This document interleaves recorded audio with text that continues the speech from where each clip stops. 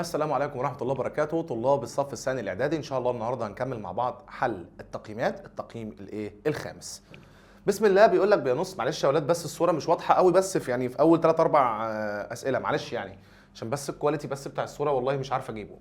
اللي معايا طبعا يا جماعة التقييمات يعرف يبعتها لي كويسة بكواليتي كويس يا ريت.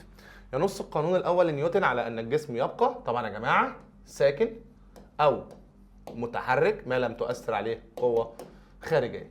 القوة هي أي شيء قادر على تغيير نقط الجسم، طبعا يا جماعة حالة الجسم.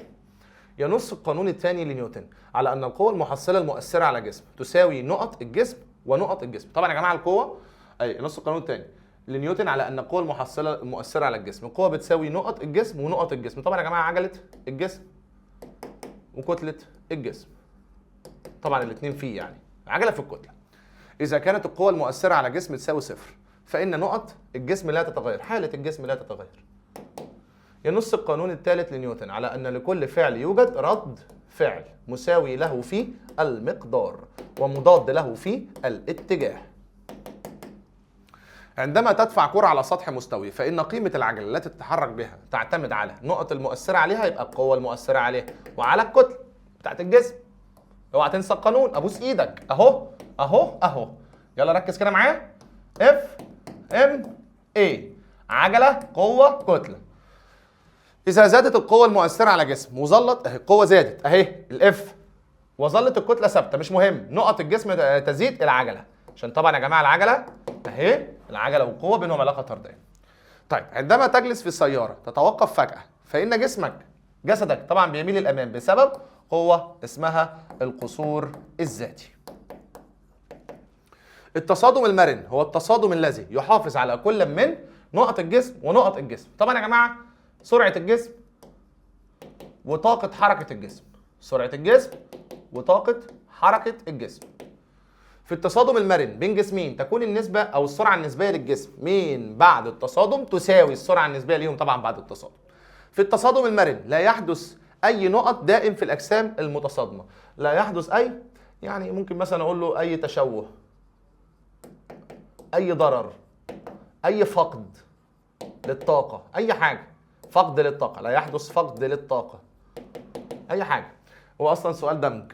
إذا صدم جسمين متساويين في الكتلة بمرونة تامة فإن سرعتهم نقط بعد التصادم، فإن سرعتهم طبعا يا جماعه هنا متساويين في الكتله بمرونه تامه فان سرعتهم نقط بعد التصادم لا تتغير، لا تتغير.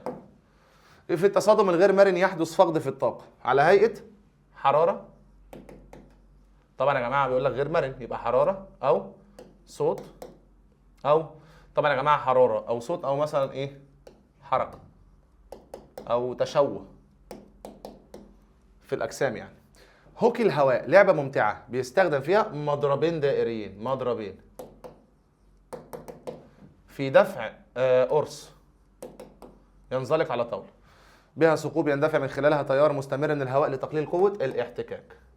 عذرا معلش عند لو الإجابة أو يا ولاد السؤال مش واضح معلش حاولوا تجيبوه عندك طبعا كتاب كتاب المدرسة طبعا يا جماعة اللي أنت استلمته، حل بس منه معايا.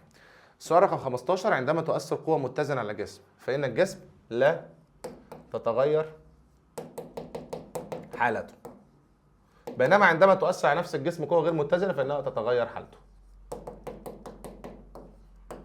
وحدة قياس القوة نيوتن. وحدة قياس السرعة متر لكل ثانية. العجلة متر لكل ثانية تربيع. القوة المحصلة عندما لا تساوي صفر فهي قوة طبعا يا جماعة لو هي ما بتساويش صفر يبقى هي قوة غير متزنة. ينصح بارتداء حزام الأمان عند قيادة السيارة. تبقى عايز ايه هو سايبني انا اكمل مش فاهم ايه السؤال ده. ينصح بارتداء حزام الأمان عند قيادة السيارة يا عم ممكن مثلا اقول له تقليل قوة التصادم، ليها 3000 إجابة وساب السؤال عايم، أو لزيادة زمن التصادم. أي واحدة يا جماعة. صراحة ما شفتش في حياتي أسئلة كده. تتيح نقط تتيح للمستخدم التحليق في الهواء لأعلى نتيجة اندفاع الماء. طبعا يا جماعة الزلاجة المائية، الزلاجة المائية اللي هي طبعا يا جماعة الفلاي بورد. تمام. تعمل بدفع الهواء من المحركات لاسفل، والذي يتبعه دفع الهواء للطياره. طبعا يا جماعه الدرون. الجسم الساكن يبقى ساكن اذا لم تؤثر عليه قوه تغير. ايه ده؟ ده علل. ماشي. الجسم الساكن يبقى ساكن اذا ما لم تؤثر عليه قوه. ليه يا مستر؟ اهي هتقول لي نتيجه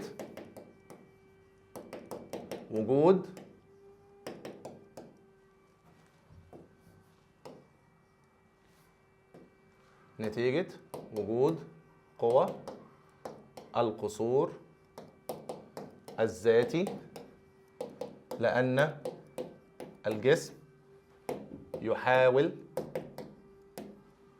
الاحتفاظ بحالته ما لم تؤثر عليه قوة غير متزنة.